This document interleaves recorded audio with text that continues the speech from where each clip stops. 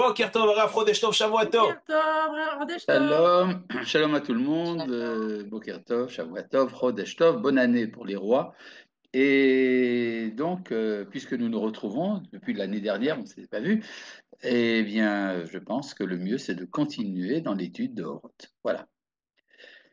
Comme je sais toujours que, d'ailleurs, David est toujours, il sait que je suis précis, donc il attend jusqu'à 10 heures pile. Bon, eh bien, donc nous continuons dans Oroth Atria au chapitre Samerzai. Alors, bon, comme vous savez, Oroth Atria a pour sujet les lumières du sionisme. Le mot Techia, qui veut dire résurrection, est employé ici par le Rav pour parler de la restauration nationale, c'est-à-dire le retour d'Israël à sa terre à travers le sionisme politique et tous les mouvements qui y sont associés. Quand on parle des lumières, ça veut dire qu'il y a des, des compréhensions, des entendements qui apparaissent à travers le retour. C'est-à-dire que le retour n'est pas simplement un retour ni seulement géographique ou sociologique, ou même seulement politique. Le retour d'Israël implique également une renaissance des capacités, disons, prophétiques du peuple d'Israël. Ça fait déjà 2400 ans que nous n'avons plus de prophètes, et nous sommes en attente du retour de la prophétie, et ce retour nécessite, entre autres, la résurrection nationale. À ce propos, je voudrais vous citer un texte du Rambam dans Moreh Nevuchim qui nous dit, il pose la question de savoir pourquoi est-ce qu'il n'y a pas de prophète de son temps à lui, à Maïmonide. Il répond, c'est parce qu'on ne peut pas parce que pour être prophète, il faut avoir de la joie. Or, on ne peut pas être dans la joie quand on est dominé par les imbéciles, dit-il. Et donc, il amène ce propos un verset de Echa, les Lamentations de Jérémie, qui dit Malka Vesarea Abagoim en Torah, lorsque son roi et ses princes sont parmi les nations, il n'y a plus de Torah. Gam Nivi'eha lo matzeu chazon me'Hashem, et ses prophètes non plus n'ont pas de vision de l'Éternel. C'est-à-dire, Maimonides dit que tant que nous sommes dominés par les goïms, il n'y a pas de joie, pas de prophétie. Et il dit c'est pour ça que lorsque sera restaurée notre indépendance, nous pouvons espérer le retour de la prophétie. Donc en fait, ce que dit le Rav Kook dans la suite du Rambam et dans la suite de Jérémie, c'est que le retour d'Israël implique également une révolution au niveau métaphysique. C'est ce que nous allons voir maintenant. Ici, ce dont il est question, c'est de la chorma, la sagesse. La sagesse suprême. En fait, la sagesse intéresse tous les hommes. Tous les hommes sont intéressés par connaître la vérité. La sagesse, c'est celui qui sait la vérité. Et il y a différents degrés de sagesse. La sagesse la plus répandue dans le monde, c'est la sagesse philosophique et scientifique, mais il y a une sagesse suprême qui est celle des prophètes, qui est dans l'essence d'Israël. Ne pas se tromper, la sagesse d'Israël n'est pas déconnectée de la sagesse des nations. En fait, elle trouve sa source dans la sagesse universelle. Ça, c'est un grand principe du Rav Kook, c'est que toutes les dimensions de la réalité sont liées l'une à l'autre. En général, le Rav Kook parle de 4 éléments de relation: l'individu, la nation, le genre humain et le cosmos. Pardon. C'est-à-dire que quand on parle par exemple de sagesse d'Israël, il faut toujours savoir dans quoi elle s'insère. Elle est insérée dans la sagesse universelle. Or, la sagesse universelle ne commence pas par les hommes, elle commence par le cosmos. Donc, il y aurait une sorte de sagesse universelle qui a des lieux de concentration différents. Vous avez la sagesse dans le peuple d'Israël également. Alors, voyons de quoi il s'agit. La sagesse suprême qui réside en Israël, cette sagesse divine, et dont le corps qui reçoit sa lumière est la nation dans son ensemble, dans toutes ses générations, passé, présent et à venir. Alors, donc ici, vous voyez déjà l'image. L'image, c'est qu'il y aurait un contenu et un contenant, le récipient, le corps qui reçoit la sagesse et la sagesse qui en est le contenu. Et le récipient de la sagesse d'Israël, c'est la nation dans son ensemble, dans toutes ses générations. Non pas l'individu, pas tel ou tel individu, ça commence, disons, par la nation en tant qu'entité historique, ou pourrait-on dire méta-historique, qui traverse l'histoire. Alors, cette sagesse, elle se traduit également par des prises de position. Yeshla Ashkafat Olama Abeira, sa vision du monde claire, Deotea Akvuot, ses opinions permanentes. Comment? Deotea Akvuot, donc dans ses opinions permanentes, Midotea Trunotea, ses caractéristiques, Rikshotea, ses sentiments, Chesionotea, ses visions, Emunotea, sa foi, Tikvotea, ses espérances, Vadirut Repsa Ushefata, sa puissance de volonté et d'aspiration, Shekulam et Mitsuim Machim, qui ont tous une expression pratique, Poalim Veosim Tafkidam, qui remplissent leur rôle, Meavdim et Tateva Israéli, qui forment la nature d'Israël. Donc tout ça, hein, voilà, tout ce paquet énorme d'opinions, d'espérances, de sentiments, enfin tout ce qui est juif, quoi. Kshurim Kesher Amit Vechol Atradim Ostorim chez la Oumma sont liés d'un lien fort avec tous les contenus historiques de la nation. Vechol Amalachim Apratim Aklalim chez la Chaim et avec tous les cheminements particuliers et collectifs de la vie. Ça veut dire quoi ça? on, on sent ici l'influence de la phraséologie de Hegel, le philosophe Hegel, qui cherchait, qui a écrit beaucoup de recherches, parfois pertinentes, parfois impertinentes, sur le lien entre le métaphysique et l'histoire. C'est-à-dire, Hegel a repris le terme de Platon, qu'on appelle les idées. La réalité terrestre, la réalité concrète, sensible, serait l'expression d'idées abstraites, si vous voulez, des réalités spirituelles. La différence entre Platon et Hegel, c'est que Hegel dit que les idées se manifestent à travers l'histoire. C'est-à-dire qu'il y a des idées qui apparaissent à un certain moment de l'histoire, qui disparaissent, qui s'éclipsent, qui reviennent, qui créent des thèses et des antithèses et des synthèses. Tout cela, c'est donc un lien entre le métaphysique et l'historique. Le Rav Kook reprend cette idée, il dit la sagesse d'Israël, elle est insérée dans tous les contenus historiques de la nation d'Israël et de tous ses cheminements, aussi bien individuels que collectifs. Voilà. Ça, on pourrait dire, c'est une idée qu'on retrouve souvent dans le Rav Kook, qui sera développée beaucoup plus dans l'essai qui s'appelle Ma'alach Haïdiot Be'Israël, que nous étudierons par la suite. Merukaza hi chochmazo bechokmat Elohim agdola asher laolam agadol. Cette sagesse est concentrée, Merukaza, n'est-ce pas? Il faut mettre un kubut sous l'oreche. Merukaza hi chochmazo, cette sagesse est concentrée.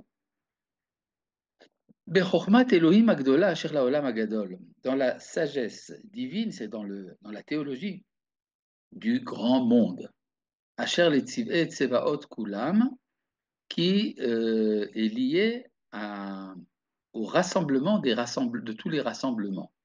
Le mot tsava, qui veut dire une armée en hébreu moderne, signifie à l'origine un rassemblement. C'est-à-dire quand on fait la guerre, il y a une armée, c'est parce que les soldats se sont rassemblés. Le verbe en hébreu, litzbo. Litzbo, et donc, c'est-à-dire se réunir, c'est-à-dire qu'il y aurait une sagesse qui serait liée à l'ensemble de tous les êtres, et dans laquelle la sagesse d'Israël serait concentrée. Et les conditions nécessaires pour son achèvement et son influence dans sa fraîcheur, ce sont les lois de la vie qui se trouvent en Israël, où elle est mise en évidence, c'est-à-dire les mitzvot, c'est-à-dire toutes ces grandes idées métaphysique, universelle et cosmique, et tout ce que vous voulez, dans le peuple d'Israël, ça se retrouve à travers la halakha. La halakha n'est pas simplement un code, elle est une application d'idéaux. Alors maintenant, ça demande, pour comprendre vraiment ça et vivre de cette manière, il faut une étude approfondie. On ne peut pas simplement parler de comment dirais-je, de l'importance des mitzvot si on ne comprend pas quelle est la théorie profonde, idéale, qui se cache derrière les mitzvot. Mais le Rav Kook, qui lui connaît bien la Torah, peut l'affirmer. Il vous dit, en fait, il y a une sagesse gigantesque qui a des dimensions cosmiques et universelles et qui se traduit également à travers l'accomplissement de telle et telle mission. Et qu'est-ce qui va amener les enfants d'Israël à comprendre ça? Parce que ça, c'est un peu énorme.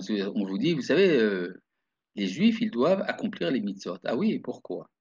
Eh bien, vous le saurez lorsque vous retrouverez votre nature profonde. Or, retrouver notre nature profonde, ça passe par le mouvement historique du retour à Sion, d'où l'importance décuplée du sionisme pour le Rav Kook. C'est-à-dire, c'est pas simplement un mouvement de libération nationale, c'est un mouvement qui va permettre le retour de la normalité de l'identité d'Israël. Là, je lis donc la suite, à Teshuvah et la Teva Israël, le retour à la nature d'Israël.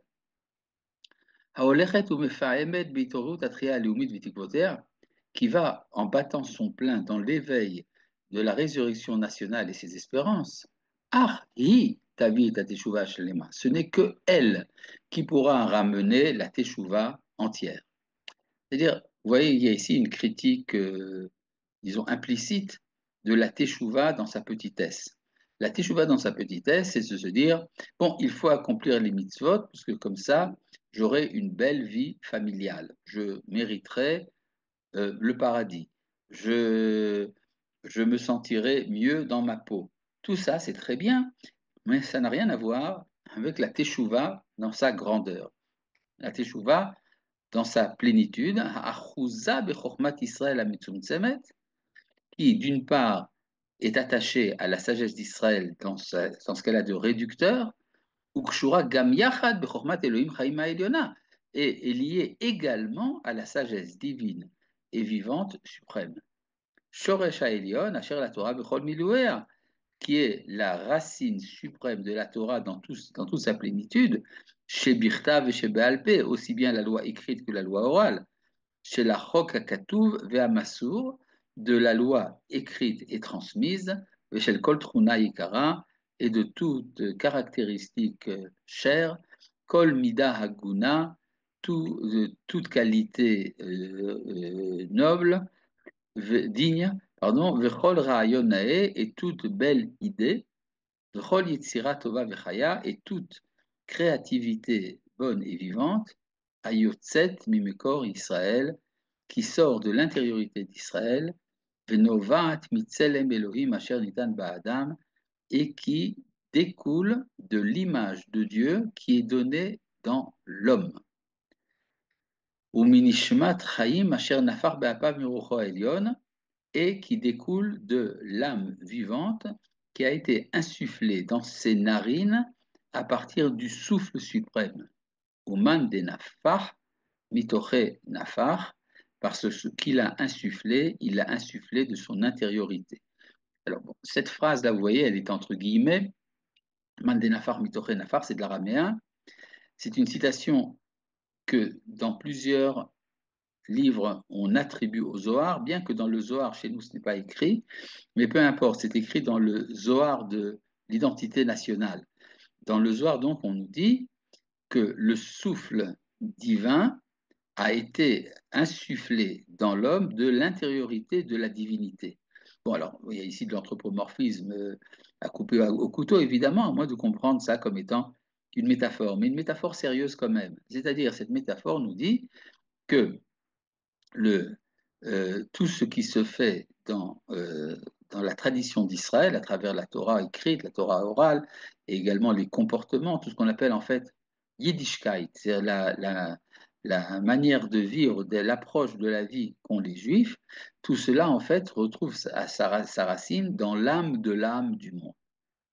Et tout cela, pour pouvoir ressusciter dans sa plénitude, nécessite le retour en Eretz Israël. Alken, c'est pour cela, dit le Rav, qui pourrait même représenter à quel point grand est le trésor de vie, Tikkun Haolam, réparation du monde, Atzalat Aneshamot, la salvation des âmes, Kol HaOsher HaGadol, V'chol Hadar HaTeshuva, tout le grand bonheur et toute la splendeur de la Teshuva, Aganouz Bitriat Uma, qui est enfoui dans le mouvement de retour du peuple, de la nation. Aolechet Umidgalemet Beres Israël, qui va en se concrétisant en Eretz Israël. Donc, le Rav Kook dit, soyez sionistes, pas seulement dans l'intérêt, disons, national immédiat, sur la persécution, retrouver sa vigueur, non, ça va beaucoup plus loin. La sagesse universelle dépend de ce retour, donc qui pourrait même remettre ça en question? Là, une question. Le retour de la névoie dépend-il donc du retour de l'intégralité des Juifs en Israël ou de la majorité? Il dépend non pas du retour du nombre, mais de l'indépendance. L'indépendance, c'est quelque chose que nous avons déjà depuis 77 ans, depuis Ebeyar Tafshinchet, la fondation de l'État d'Israël, quelle que soit la proportion de Juifs qui habitent en Eretz Israël. Et évidemment, lorsqu'il y a une majorité des Juifs en Eretz Israël, alors ça change beaucoup de choses, mais ce n'est pas la condition sine qua non. Ce qui est important, c'est d'avoir retrouvé la souveraineté nationale. Voilà, ça c'était donc le premier chapitre. Rappelez-vous donc que dans ce chapitre Samer Zayin, le Rav parle du retour de la sagesse. Il ne parle pas encore des secrets de la Torah, ça il va le faire dans le chapitre Samer Chet. Ateshuva novat meor sitre Torah. La teshuva qui découle de la lumière des secrets de la Torah. Ça veut dire quoi? Ça veut dire que non seulement la teshuva permet le retour de la sagesse, c'est la sagesse qui va entraîner la teshuva. C'est-à-dire que parfois on fait teshuva parce qu'on a un certain calcul qui fait que, bon, il est bon de faire teshuva, ne serait-ce que pour ne pas souffrir en enfer, par exemple. Alors, tout cela, pour le Rav Kook, c'est bon, mais c'est petit. Il y a une teshuva qui vient d'ailleurs, une teshuva qui vient de la lumière des secrets de la Torah. Pourquoi est-ce que la lumière des secrets de la Torah entraîne-t-elle la teshuva? Eh bien, c'est parce que ce qu'enseignent les secrets de la Torah, c'est l'idéal de liberté.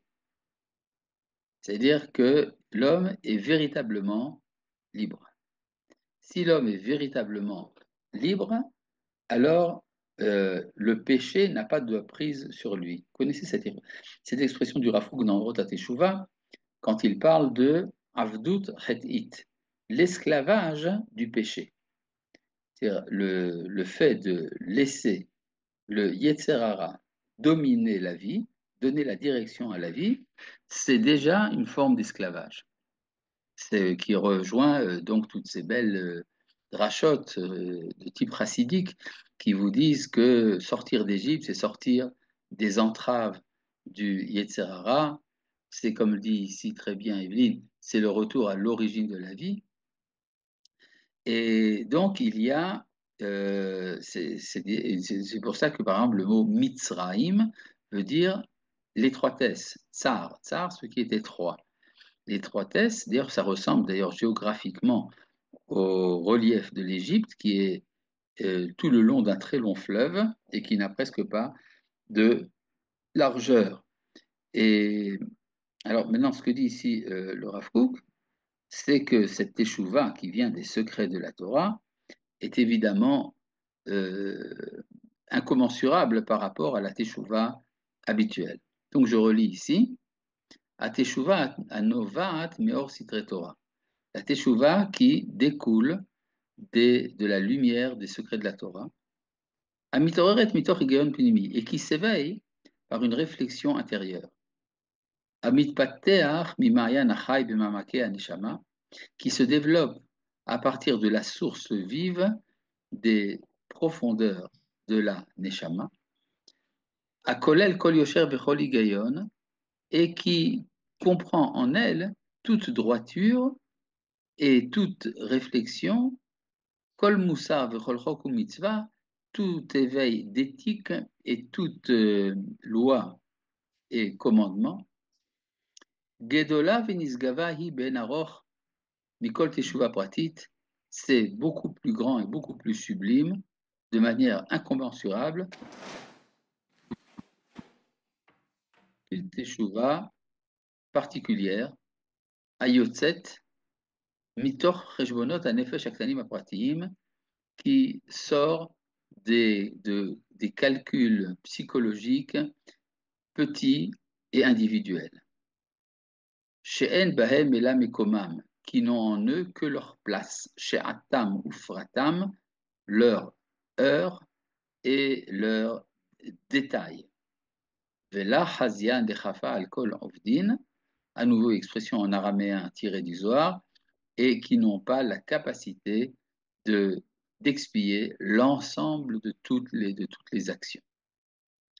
C'est-à-dire, par exemple, je ne faisais pas Shabbat, maintenant je fais Shabbat. Alors, j'ai gagné quelque chose, mais, dit le Rav Kook, c'est trop petit. Le retour au Shabbat doit se faire à partir d'une compréhension d'ordre de retour à la divinité. Alors, vous savez qu'il y a souvent un problème, c'est que on a le droit de craindre Dieu parce qu'on craint l'enfer. Mais en vérité, c'est une forme subtile, autorisée, mais une forme quand même de Avodazara.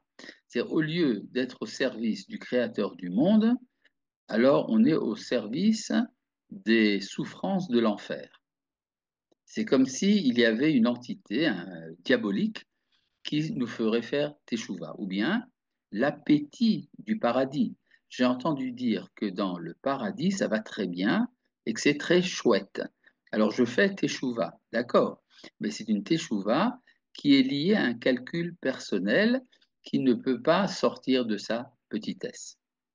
Yam teshuva agadol ba'amon galav, la mer de la teshuva, l'océan de la grande mer, l'océan de la teshuva, dans sa multitude de vagues, Urak Oto Hashetef ne peut être que ce courant fort, Abba Mitor Binat Alev Shel Cherut Haolam, qui a son origine dans la compréhension qu'a le cœur de la liberté cosmique.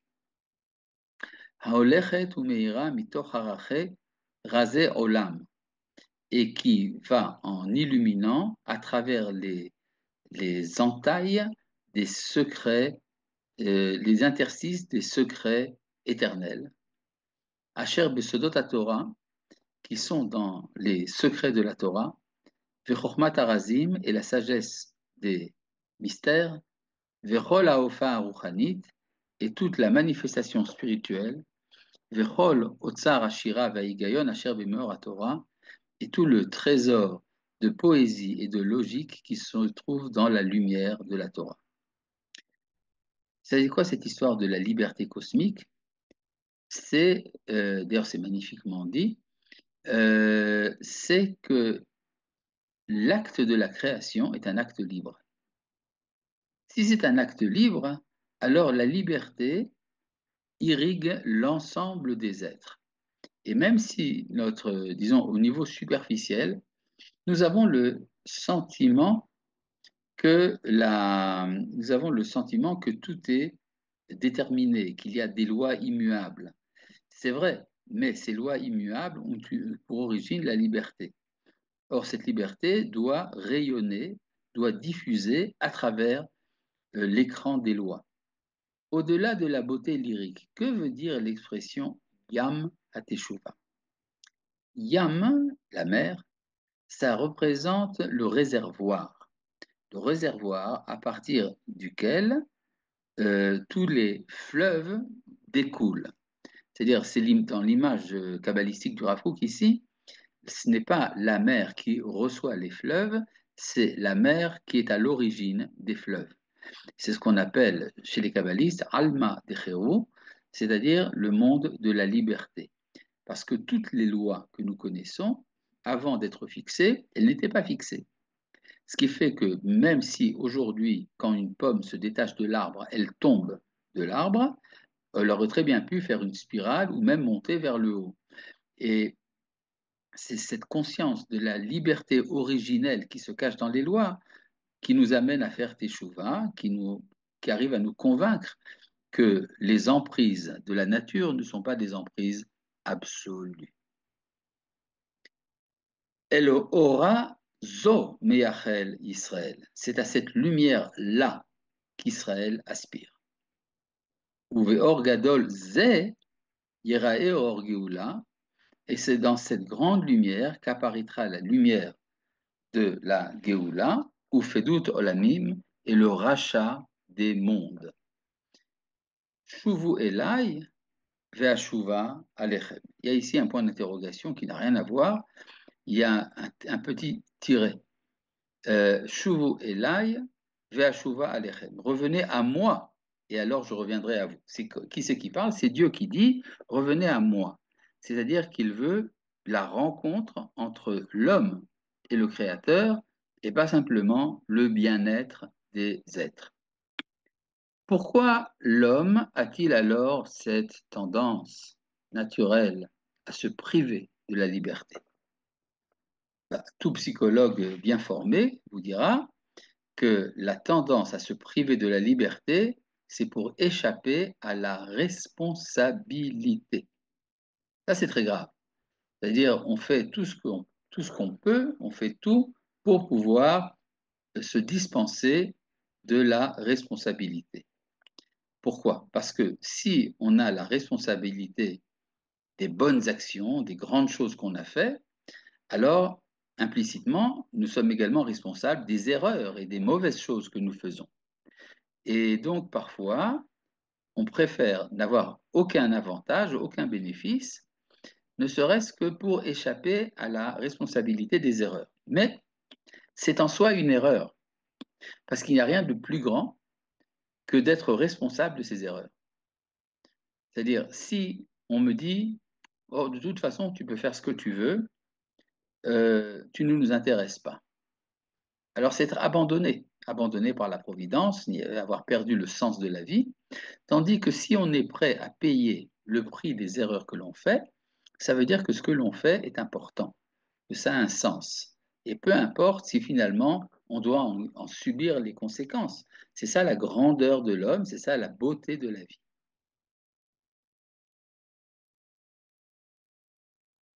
Je crois que nous allons passer à Samertet. Alors là, c'est à nouveau, c'est la relation donc entre la Teshuvah et non plus les secrets de la Torah. Vous voyez, on est passé de la sagesse au secret de la Torah, et là, on va passer à la prophétie. C'est comme si la prophétie attendait la Teshuvah. Alors, on peut dire, d'accord, faisons Teshuvah et alors nous serons prophètes, mais on peut voir ça également inversement. C'est la prophétie qui pousse. Elle veut absolument se manifester, donc elle nous invite à faire Teshuvah. À Teshuvah Hagedola, le grand retour. Shetechaye taouma vetavi geoula la vela olam, qui revivifiera la nation et amènera la délivrance aussi bien pour elle que pour le monde. Tiye teshuva shenovat miruach hakodesh yitrabeba, sera une teshuva qui découlera de l'Esprit Saint qui sera abondant en elle. C'est-à-dire, si on se demande, si on voit les choses en grand, qu'est-ce que la civilisation universelle attend d'Israël? Eh bien, elle attend une parole. Et d'ailleurs, j'ai souvent cité ici dans ce forum les paroles de Jean-Jacques Rousseau qui disait que lorsque les Juifs auront un État à eux, nous saurons ce qu'ils ont à dire. Et effectivement, ce qu'ils ont à dire, cela veut dire donc ce que Dieu dit à travers eux. Et plus il y aura donc de Ruach HaKodesh, d'Esprit Saint, plus la Teshuvah qui va en découler sera plus grande. Parce que vous savez, souvent les gens disent j'ai eu des souffrances et à travers mes souffrances, j'ai reconnu que je devais m'attacher à Dieu et j'ai donc pris sur moi d'observer le Shabbat. Alors, c'est une teshuva hein, qui n'a pas, qui, avec tout ce qu'elle a de grand, de respectable, n'est pas encore la teshuva qui va entraîner un mouvement universel. Mais à partir du moment où le Ruach HaKodesh va devenir abondant au sein de la nation, alors il y aura une pertinence du retour d'Israël, de la signification de sa civilisation pour le monde entier. Kishron Anevoa Bimkoro, la capacité prophétique dans son origine. Kodem Shehu Mitpater Bemiluo, avant qu'il ne se développe dans sa plénitude, Areu Ruach HaKodesh. C'est ce qu'on appelle l'Esprit Saint. J'aime pas dire le Saint-Esprit à cause de la connotation chrétienne, mais l'Esprit Saint. C'est-à-dire il y a un degré inférieur de la prophétie qu'on appelle le Ruach HaKodesh, qui est présent même lorsque cesse la révélation. C'est-à-dire il y a comme une sorte de filet ténu d'irrigation prophétique qui continue en Israël, quelle que soit la bassesse à laquelle nous arrivons ou l'humiliation que nous subissons. Il y a toujours un élément, une étincelle de Ruach HaKodesh qui est présente. Asher Nisdaveg l'Israël Bitrilat Mata'am, qui est associé à Israël depuis le début de leur plantation. Veruchacha Hatov Natata Leaskilam.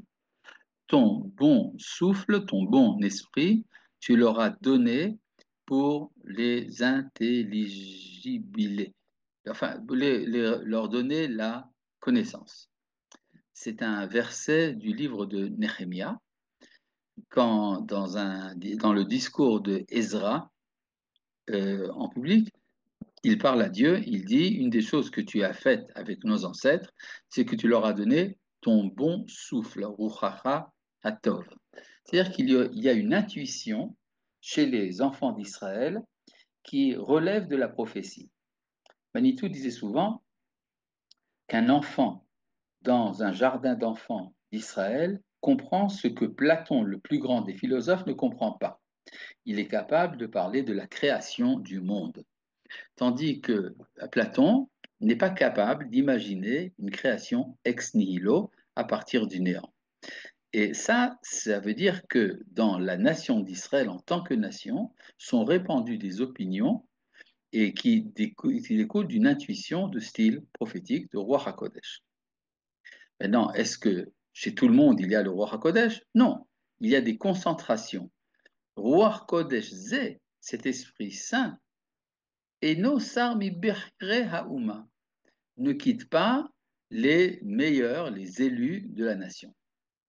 Alors, il y a un texte dans le traité de Bava Batra, je crois à page 12, qui dit que bien que les prophètes ont cessé de prophétiser, la prophétie est quand même présente chez les sages.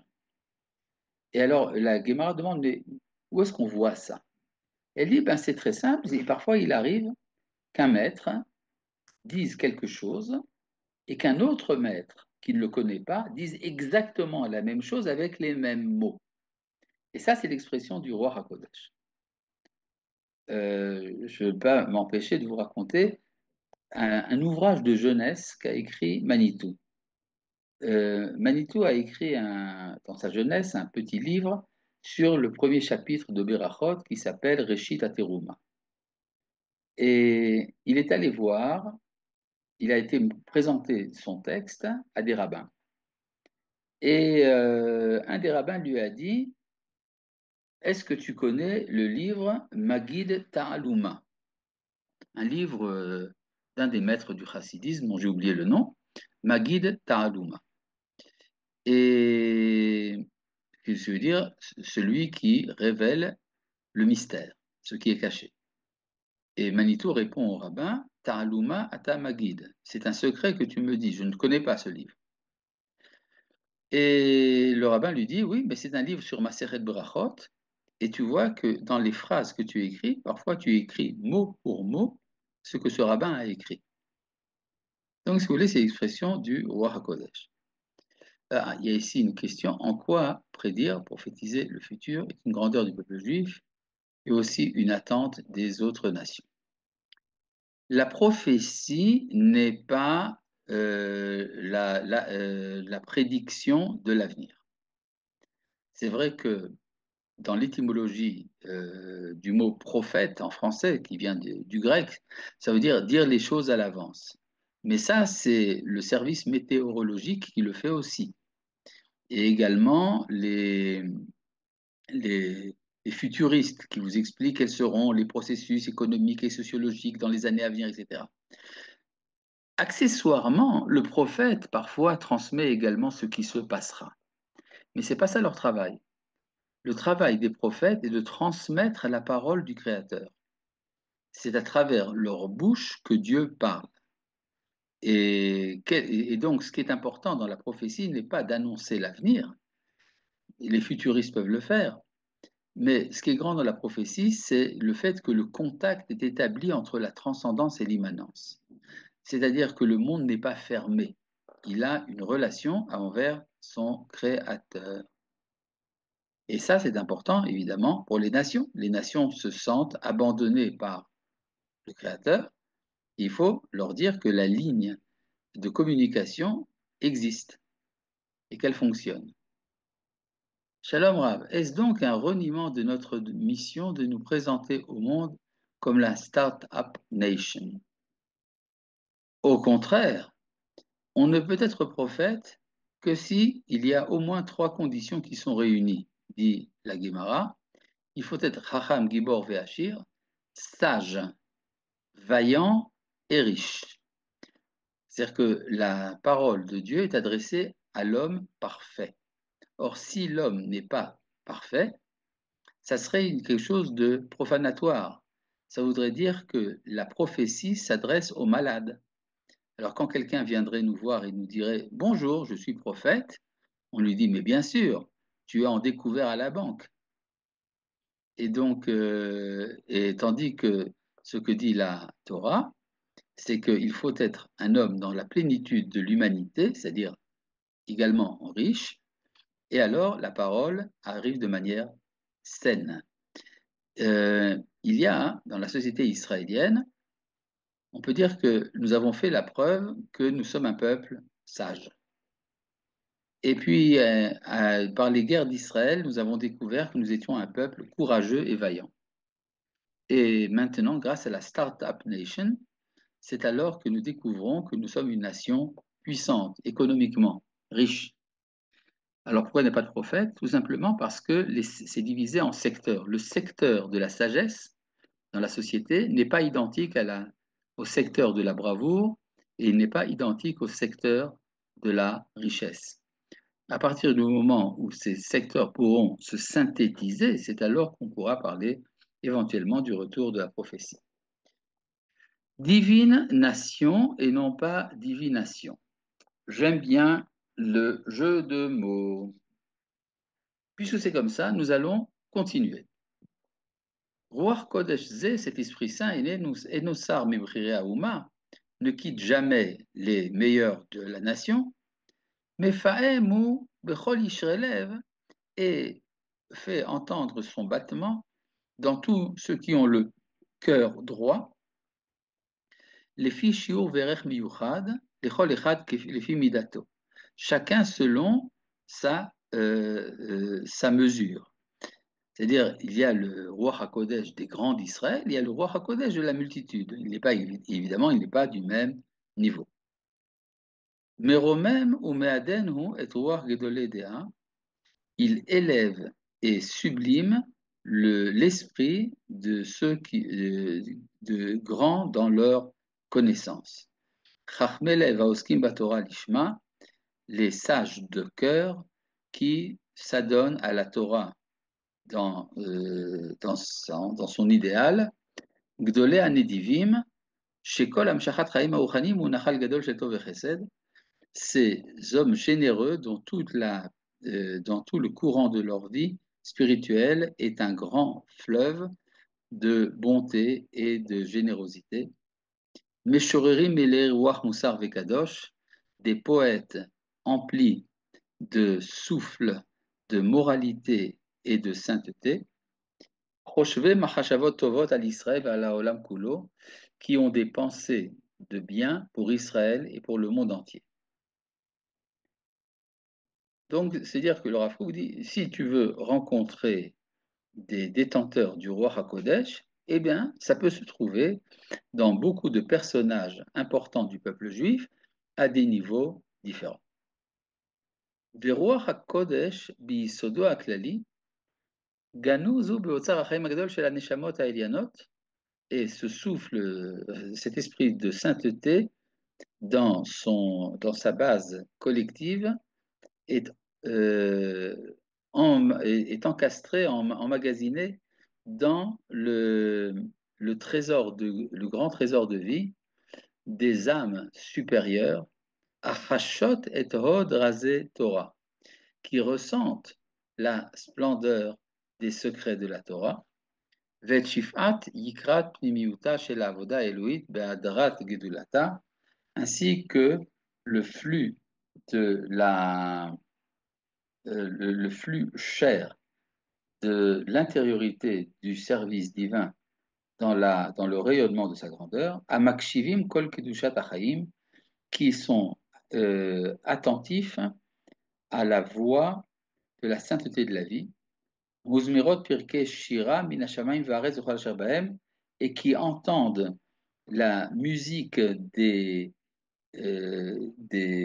poèmes du ciel et de la terre et de tout ce qu'ils remplissent, de tout ce qui les remplit, Miyamim Uteomot V'chol Miloam, des mers et des abîmes et tout ce qu'ils contiennent, Venishmat Kol Yitzur, ainsi que l'âme de toute créature, ou Mirigshe Kol Margish, et des sentiments de tous ceux qui ont des sentiments, Amitalim ou Mitromemim Biromut Ardut Haelyona, qui vont en s'élevant dans l'élévation de l'unité suprême de Oshra Agadol, dans sa grande richesse, Ana'arat Ve'amavhik, qui est resplendissant.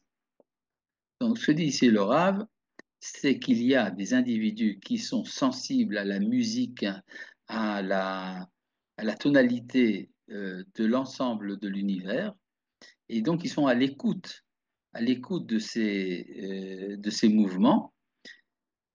Ganu Zoroa HaKodesh Bankuda Pnim Tazia Shel Nishmat Israël. Et cet Esprit Saint est enfoui dans le point intérieur puissant de la Neshama d'Israël, Khatum Vetamiruhu Beotzar Amaoutiut israélite, il est scellé et caché dans le trésor de l'essence d'Israël, Shakodesh Haenoshi Kulo Usgulat Zgulata, et dont la sainteté humaine est l'essentiel de son essentiel. Begivor Koach Israël Akedusha Mitgaberet, lorsque la force d'Israël l'emporte, la sainteté se renforce. Bechol Makom Shepeulat Israël Chaya, tout endroit où l'activité d'Israël est vivante, Or Elohe Emet Mitlahev Meir Umagia, c'est là que la lumière du Dieu de vérité s'enflamme, illumine et rayonne. Omek Chesed Elion Ze, la profondeur de cette grâce suprême, Ziv Barak Mitnotzet V'Zartzachot Elionot, c'est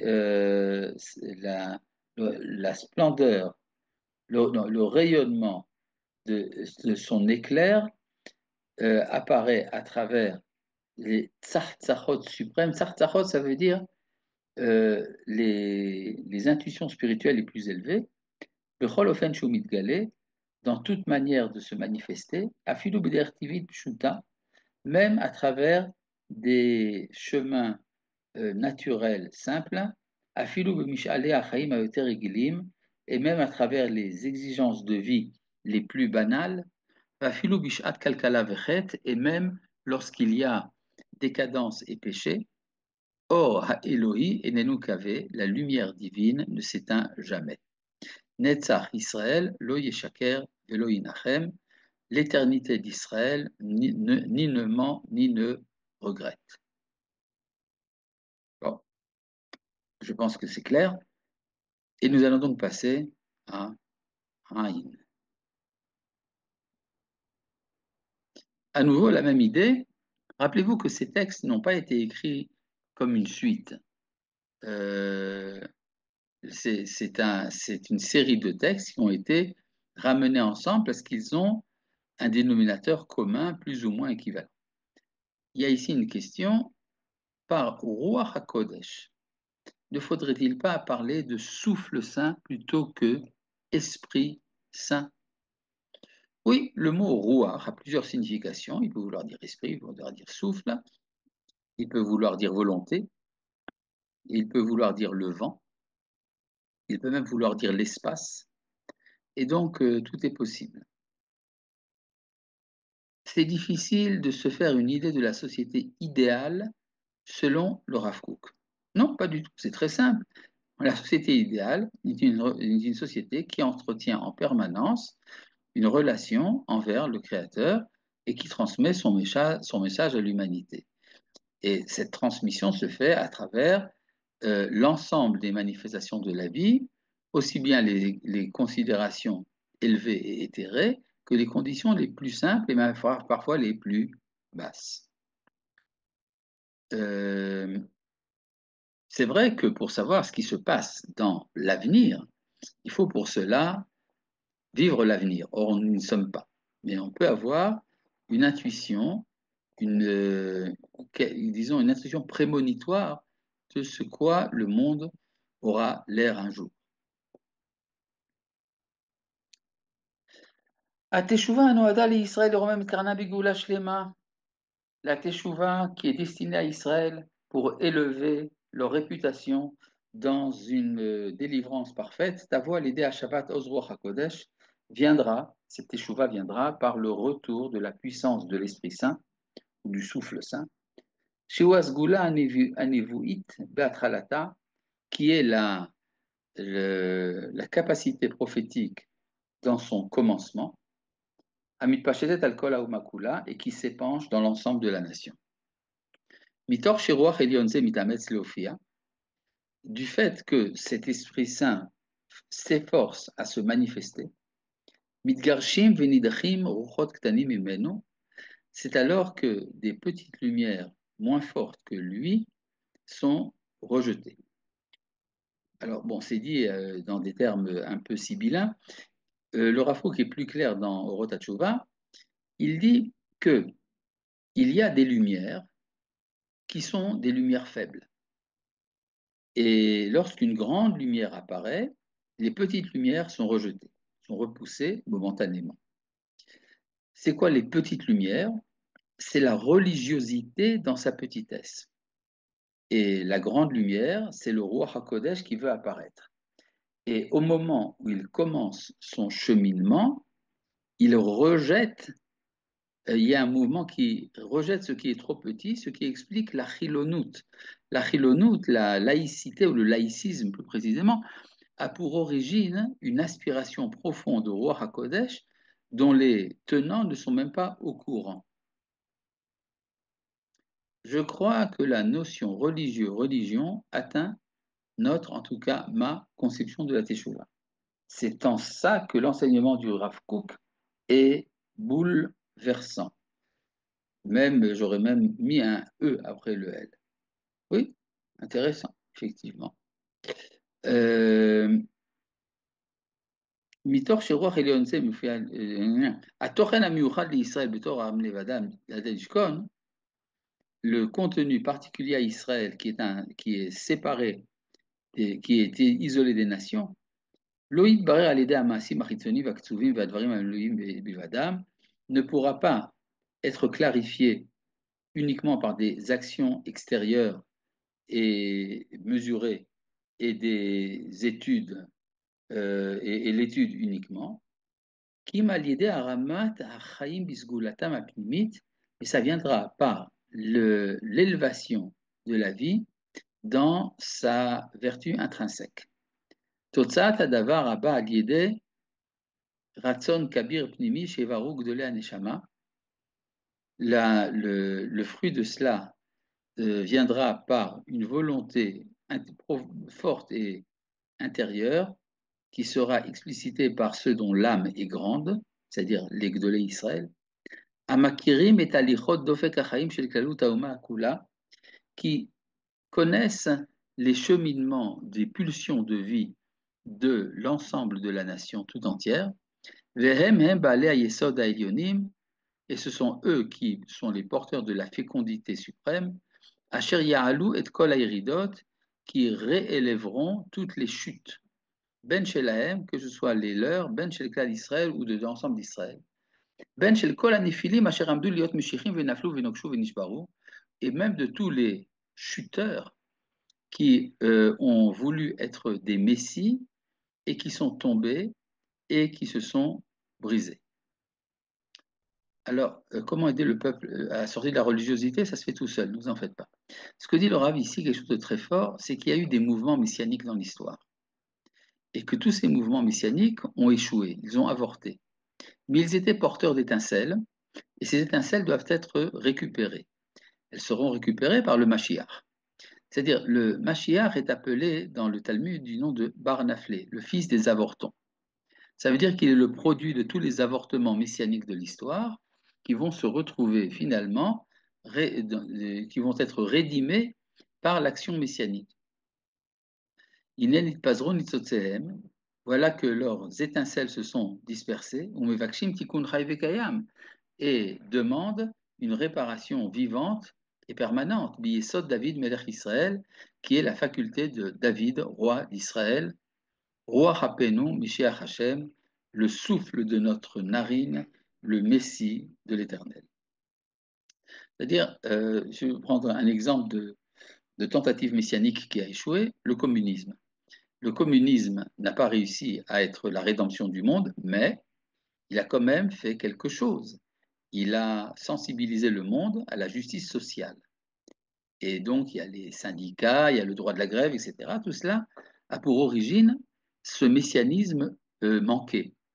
Mais ça ne veut pas dire qu'il ne faut pas en récolter ce qui peut être récolté. Il en est de même de toutes les autres tentatives messianiques de l'histoire, aussi bien du christianisme, de l'islam, du positivisme, etc.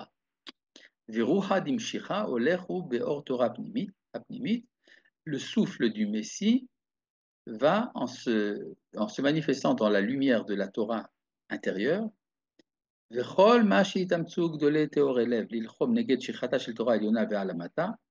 et plus ceux dont le cœur est pur lutteront contre l'oubli de la Torah suprême et de son éclipse, c'est-à-dire il faut que les Gdolim, les grands d'Israël, luttent pour la diffusion des secrets de la Torah. C'est comme ça que Yitorer Koach Hatria Leumit Yoter Veyoter. C'est ça qui va entraîner la force de la résurrection nationale encore plus. Yassir me'alav gadav tsoim v'yilbash bigdei kodesh. Ôteront ses vêtements sales et la revêtiront, cette résurrection nationale, de vêtements de sainteté. Expression tirée de la prophétie de Zacharie, lorsqu'il voit le grand prêtre Yehoshua dans sa vision prophétique, qui est revêtu de vêtements sales, souillés, et il ordonne d'enlever ses vêtements et de lui mettre des vêtements splendides.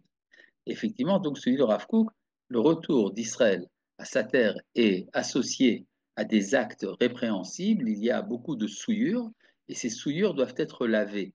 Mais comment les laver? Grâce à la révélation du Ruach HaKodesh.